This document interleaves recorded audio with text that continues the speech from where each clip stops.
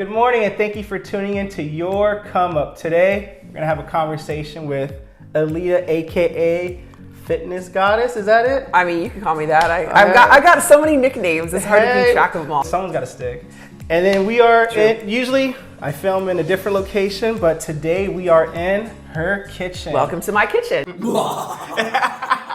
Want to say, if you like what you watch, don't forget to drop us a like, hit the subscribe button, and don't forget to hit the bell notification so you don't miss your come up. We're fancy. Yeah, there you go. Yes. Thank you for the coffee today. Hey, for sure, absolutely. Welcome. Thank you. It's good to have you here. Oh, it feels good to be here. So for those that may not know who you are, tell us a little bit about yourself. I am a classically trained chef. I went to school at the California Culinary Academy. I have a couple degrees from there. After a few years of being in the industry, I decided that I really wanted to help other people just lose weight like I had, conquer chronic illness, conquer depression. So I got into personal training, launched a couple businesses from there, expanded into holistic nutrition, expanded into spiritual psychology. And now really the work that I do, as a coach encompasses everything from food to mindset to fitness to, your spiritual connections. So because of that work, it really translates into my life. So, behind the scenes, I'm constantly like, okay, wait a second. If a client was going through what I'm going through right now, how would I teach that? How would I break it down into a lesson? So my life is like one big science experiment now. So, oh my goodness. Yeah. Hypothesis and a conclusion. As much as I can be. Yeah, exactly. Well, speaking of a science experiment, you're a coach, mindset coach. What are 3 habits that will help change lives or help change a person's life? Yeah. Number 1 is gratitude. Okay. I wake up every single day, whereas like most people will wake up and they're stressed about the day. They're already panicking about all the things they have to do. I wake up every single day and I have gratitude for the fact that I'm alive another day. Right. That there was a purpose for me. So I get into my body and I say, okay, God, source consciousness, whatever it is that you believe in, thank you so much for seeing that there is a purpose for me being here today. Right. When I started doing that, it changed everything. So it's not just gratitude for like, oh, I love this kombucha and it's delightful, and oh, this phone is amazing, and oh, I love this kitchen. It's like, oh no, like I am thankful that there is a purpose in the world for me. Right. So that's number 1. Okay. Number 2, you have to be clear on what your vision is, on what your goal is. If you are not clear, you can't be decisive. If you're not decisive, you can't commit. And people who struggle with commitment or actually following through on a goal, the reason why they struggle is because they haven't been decisive enough and they're not clear enough on where they're going. Being clear every single day where you literally go and say, okay, this is the goal that I'm working toward and how do I calibrate my day to it? When we have that level of clarity as a habit, we make choices in accordance to where we're headed. Okay. Yeah, that was number 2. And number 3, fitness has to be. I can't tell you how many people I have worked with who battle with anxiety, depression, ADD, ADHD, all the things. And they're such massive workaholics that this energy is like bound up inside. That if you don't bust it out at the beginning or the end of the day, it runs rampant in everything that you do. So you'll find yourself multitasking and you get distracted and then you end up on Facebook all day and all these things. But if you make fitness, some sort of physical activity, a part of your day, your body needs to move, it's a game changer. That is so true. I mean, gratitude, you gotta be thankful for what you have now. If you're not, how can you when God blesses you with more? You won't even know that God is blessing you with more. You won't even know. You won't even know how to recognize it. No, and plus if you're ungrateful for it, it's like, you can't have it then. I see people trying to bring others down on social media. Well, if you're inspiring to be that, how can you be that when you're trying to bring that person down? So you can't do that. Fitness, I just recently, trying to work off this dad bod. Keep it on, but trying to bring a little bit. It's a COVID-15. We'll call it COVID, or 20. No, it's dad bod. Okay. It's dad bod. These kids, I'm begging my kids, take a nap, I'm tired. Wham, like they're running around. I gotta run around with them. So now the last month, I've been trying to, been getting back, hiking, push-ups, going back to the gym, translating that into work. It's a different energy, it's a different mindset. Waking up at 5 a.m, it's cold, but hey, little cardio, little row machine, Good. Or twerking. No, Hey, I mean, you do those TikTok challenges. Yeah, exactly. I could do that. You could do that. She got 1 million likes, I got 1. No, I'm just joking. Why does she have more likes than me? I don't understand. And then I want to ask you, you have a very interesting and unique way of how individuals can look younger, which I think more so, it's actually more prominent now. People are trying to maintain their youth, maintain that sexy. But you have an interesting way of, can you shed some light on that? Yeah, well, a lot of people go at the more youthful appearance from the outside in. And they're not really paying attention to the health of the inside of the body. When you're healthy on the inside, it glows on the outside. It's a game changer. True. So when you think about how the body actually works, the skin is an organ. But most people are just so focused on like, oh, I've got wrinkles, or oh, I have a scar, or oh, I have this, or oh, I have, and they're focused on trying to fix the appearance of it, but they're not treating it as an organ that needs to be healed. Right. So when we do that and we start paying attention to that, we understand, okay, one, we have a microbiome. The human body, and this is so important to be talking about, especially in a time of, needing to boost our immune systems. Right. The microbiome it's a very delicate balance of bacteria and fungus to human cells. We should be 10 to 1 bacteria and fungus to human cell.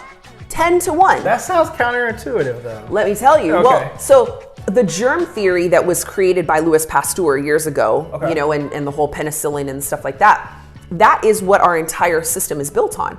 But the problem is it wages a war against all bacteria. Your body needs bacteria. Your gut needs bacteria. There are good and bad. Okay. So when your microbiome is healthy, your skin is healthy. You glow because the cells can communicate. That's what the bacteria and fungus is there for. It's to communicate.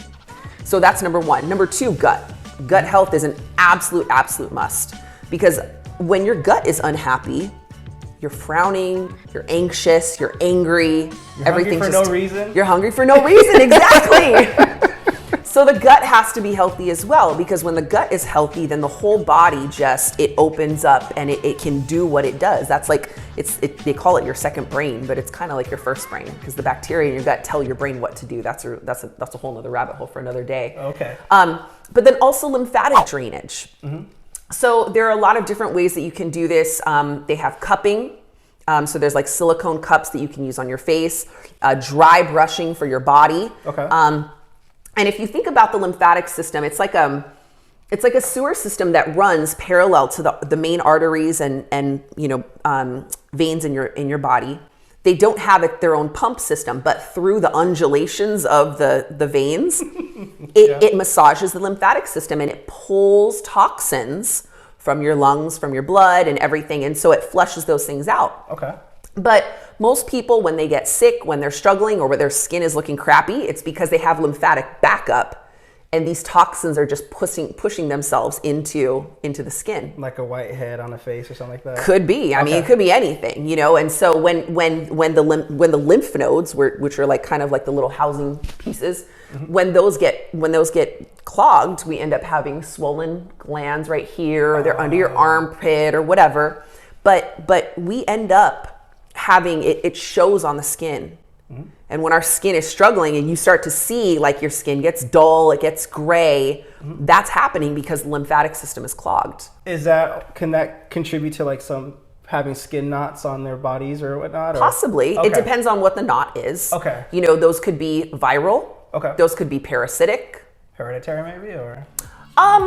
You know what? So that's kind of a tricky question. Okay, I didn't mean to be tricky. No, but it's a good question, because a gene can be turned on or off. Okay. Based on its environment. Oh. So there's a science, and I know we don't have enough time to go into all of this, but there's a science called epigenetics. And epigenetics has shown us that regardless of what the gene says, depending on what the environment is, will determine whether or not that gene turns on or off. Okay. In a way, or how it expresses itself. So skin tags, moles, things like that can be hereditary if given the microbiome to support that gene turning on or off. Oh, okay. So one of the things I've been experimenting with, I don't have it in front of me, usually it's right here. One of the things I've been experimenting with is these apricot kernels. And if you pop open the seed of the apricot, on the inside is a little kernel. It looks like a little mini almond. Okay. And holistically speaking, people take these to cancer. Okay. And to combat many diseases. It's used in, ancient medicines like Chinese medicine and things like that. And so I've been using them because I had a lump that popped up. Okay. And it looked like something that I saw. A woman had like this massive tumor on her chest, and it looked like that. And I was like, well, if this is cancer, I need to make it go away. Yeah. So I started taking those and drinking tons of carrot juice, and within 3 days it scabbed over and went away. No kidding. Carrot juice and the apricot. And the apricot kernels. Okay. Yeah. And so I'm not saying, like, let's just be very clear. I'm not telling you to don't see your doctor. But for me, I'm the kind of person that I'm constantly experimenting with. So if something pops up on my body that I'm like, wait a second, I've never seen this before. I'm going to experiment with it first. I'm going to take ownership of my health. Yeah. What is the reason why, I don't know, can't think of the author who wrote it, but natural cures that they don't want you to know about. There's a reason why that sold a lot of copies, right? It's not legal for us to talk about natural therapies as a cure in the US. Okay. Yeah. And that's why. If we look at, so one of the reasons why I'm going back to school, I'm actually going back to school for my doctorate in naturopathic medicine. Okay. And one of the reasons why is because a physician is the only one who can use the word healer. Did you know that? I did not know that. I learned that going to school, but a doctor is an educator. Okay. I am an educator. I will offer you information. Do with it what you will. Gotcha. I'm not going to be the one to cure you. Because, at the end of the day, your emotions, your food, your environment is going to determine how your body responds and how your health is. So if you can focus on making sure that you have a solid foundation in your health of your mind and your body, then the environment isn't going to knock you down. So it's a matter of really understanding, like, okay, if I see it on my body, if something's changing on my body, if I notice that my energy is low, if I notice I'm feeling anxious or I'm depressed or I'm craving certain foods, these are tiny little wake-up calls where our body is just saying, hey, I need your attention. Yeah. Can we just talk? And when we do that, it's a game changer. So it's like at the age of 42, like, I feel like I'm 26. You look 26. Thanks. So, apricot kernel. Yeah, apricot kernel. Was like you could get that at Whole Foods or online? Yeah, Amazon. Amazon. Okay. What was that tea or that drink you talked about? Carrot juice. Okay. What other foods can you?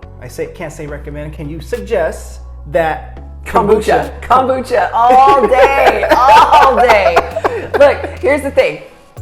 Because of the high amounts of antibiotics, for example, that we have been blasted with every time we get an infection, okay? So the high amounts of antibiotics kill off the good bacteria. Okay. Glyphosate, which is sprayed on conventionally grown crops. Okay. Glyphosate actually functions as an antibiotic in the soil. Is glyphosate? Glyphosate. Okay, I'm not gonna even try to Roundup. Is like a Roundup for insects? It's Roundup. Okay. Yeah, so it prevents the fungus and it prevents the bugs and all the chemical toxin sprays that someone has to wear a hazmat suit to spray on your crops. That's crazy. Isn't it? Yeah. And it goes in your body. So when it goes in your body, what it's doing is it's killing off all the natural microbiome in your body too. And people wonder why we're so sick. And it's because those chemicals, even though it's crazy how people haven't put 2 and 2 together yet. But if you spray it, it doesn't just stay on the top of your produce. You can't just wash it off, because think about it. It's going into the runoff of the soil, which means when it goes in the runoff of the soil and the roots pick up the nutrients back up and it picks up the water, it's picking it all up. So it's all woven up into, there's no way you can wash it off. And then they're spraying it again, so it's like double. Yeah, exactly. So when you have those things in your diet, your natural microbiome just starts to completely diminish and deplete. So any way that you can build that back up, probiotics, yogurts. I have prebiotic drinks now. One of my absolute favorite products called Olipop that literally tastes like ice cream or cherry pie. And it's all natural, but it has good bacteria, a good fiber that feeds the bacteria in your gut. Okay. So literally it comes down to just really understanding how to to put those bacterias back into your body. So kombucha is fermented foods. Okay. I have fire cider going over there. I'm actually making more kombucha. I pickled all beets and radishes from my garden. So pickles. Things like that. Yes. People love pickles. I know, and I'm learning how to pickle without sugar. Can you fry a pickle and eat it for? I'm sure you probably could. I'm just trying to stay away from the fried. But know how people, you tell someone fry pickles. No, you're right though. No, you're right. No, well, here's the thing. So people are using air fryers now, right? That's true. Yeah. They are, and I was like, wait a second, hold on. Like, why don't I have one of these? And then I thought, wait a second, I've got all these fancy ovens. I got 4 ovens, y'all. So I'm like, I got all these fancy ovens. 4 ovens and no microwave. I'm putting that on blast. That right there is all I need. That is a steam convection oven. Okay. We don't use microwaves because they're toxic. Oh. So that's a steam convection oven. Sorry, I like instant gratification sometimes. Sorry. So from that, it's like literally it will steam and cook your food at the same time. So that is like better than a microwave. Like your food is not rubbery. You don't have to worry about it overcooking. Yeah, it's amazing. But back to the air fryer. I know we go on tangents. See? No, it's part of It's part of this right here. Got it. Yeah. So I looked up. I'm like, what is an air fryer? I mean, there's got to be a solution. And come to find out, an air fryer is just a fancy convection oven, just in a smaller. And I was like, well, that's a convection oven. That's a convection oven.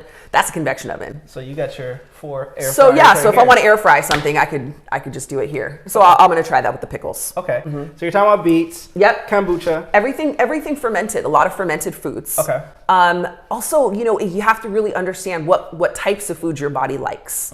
Like I have my mom on a very strict keto diet. Okay. On higher fat. My body, it don't work. It'll shut me down. Okay. So I actually need carbs in my diet. So it's also understanding how does your body respond to certain types of foods. Okay. That's also really important. And then from there, if you're going to eat meat or any sort of dairy, love meat. If you're gonna do it, it's got to be grass-fed, pasture-raised. Okay. Because if you're eating an animal, for example, who's raised in a cage, never has room to move. The amount of stress, the amount of toxins that get built up in so think about our lymphatic system, right? Our lymphatic system needs movement in order to keep the toxins flushing out of our body. But that animal never has a chance to do that. Wow. Yeah, right? So now that animal is being fed food it shouldn't be, because a lot of times that food is either non-fit for human consumption or it's food that they shouldn't be eating. Like cows should not be eating grain, that's not their food. But they do that to fatten up the cows. Okay. That's it. So a cow now becomes toxic because it's eating foods that it shouldn't eat. Now all that toxicity and then any sort of hay that they've been eating that's not organic, now they're eating the glyphosate. Now that's going into your cream and all your dairy, and now you're consuming even more of it. Oh, so it's like a double dose of toxins. So what you want to think about is the source of your food. We started ordering food from the farm. Okay. So farm fresh to you. So we have every Tuesday, we have a box that gets delivered. And so it's organic, it's straight from the farm. And also a good tip, less trash, so more sustainable. That's always good. That's always good. And so you're eating food that is as close to nature as possible. And we buy pasture raised meats from them as well. Okay. So it's really about understanding the source of your food and understanding that if you're not paying attention to the source of your food and then you're putting it into your body and you're wondering why you're getting sick, it's because you're focusing on cheap, fast, easy instead of what's in my highest good. Gotcha. Yeah. Which is not cheap, fast, and easy, but it's true. Your body is an investment. You want to get one, and at some point when you get older, you're going to realize or probably wish, I knew this back then. Why didn't I do it back then? That's amazing. Yeah. You dropped some crazy knowledge on us today. All the tangents. No, well, last thing. Any last or final words you want to relay? It is never too late. It's never too late. I have spoken with so many people who they're like, well, I think it's too late in life for me. Yeah. Or, I'm already this way. I secretly love and hate when I hear this. I know me. I'm not going to succeed. Like, bruh. It's in scripture where the power of the tongue gives you life and death. That right there. Yeah. It is vibration. Words carry vibration. So it's like no matter how many times someone says to me, look, I already know me. I'm this way. I can't change. There's nothing I can do. Yeah. It is never too late to change. Never. It literally is just a matter of saying today is going to be the day that I will no longer accept my excuses. That's it. That's it. Yeah. You go, girl. Thank you for dropping some mad knowledge on us, and thank you guys for watching. Tune in next time.